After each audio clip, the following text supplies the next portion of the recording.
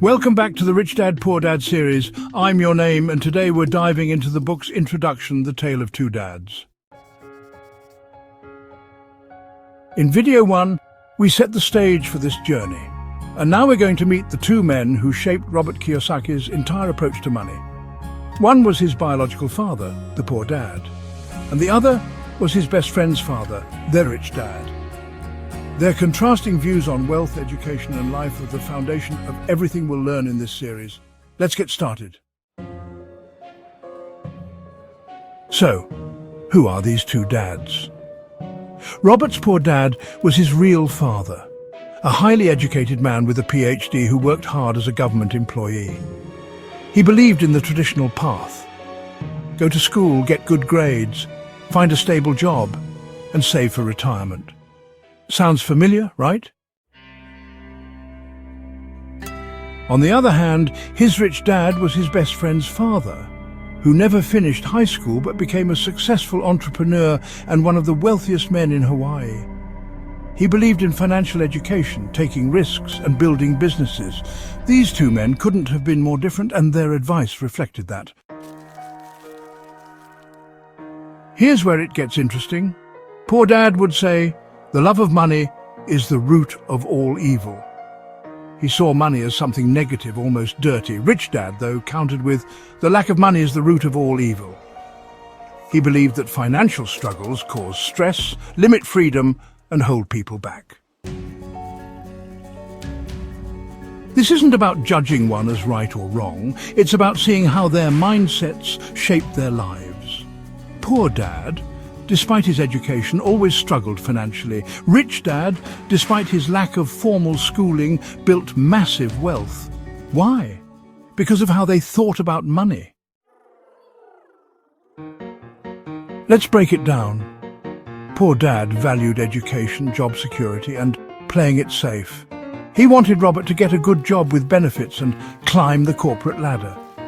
Rich Dad, however, pushed Robert to think like an entrepreneur, to understand how money works, to take calculated risks, and to build assets that generate income. These two perspectives represent the core conflict in the book, the traditional path versus the path to financial freedom. Now, you might be thinking, but isn't education important? Absolutely. Kiyosaki isn't saying school is bad, he's saying it's not enough. Schools teach us how to work for money, but they don't teach us how to make money work for us. That's the gap financial education fills. Poor Dad's advice led to a life of hard work but financial struggle. Rich Dad's advice led to wealth and freedom. The lesson? Your mindset about money matters more than your paycheck. Here's where it gets personal. We all grow up with beliefs about money, often shaped by our parents or society. Maybe you were told, money doesn't grow on trees, or you have to work hard to make a living. These beliefs can either help you or hold you back. Let's make this actionable. Grab that notebook I mentioned in video 1, write down one belief you have about money. Maybe it's something like, I need a stable job to be secure. Or investing is too risky. Now ask yourself, is this belief helping me build wealth, or is it keeping me stuck? This is your first step towards shifting your mindset, just like Robert did. One more thing.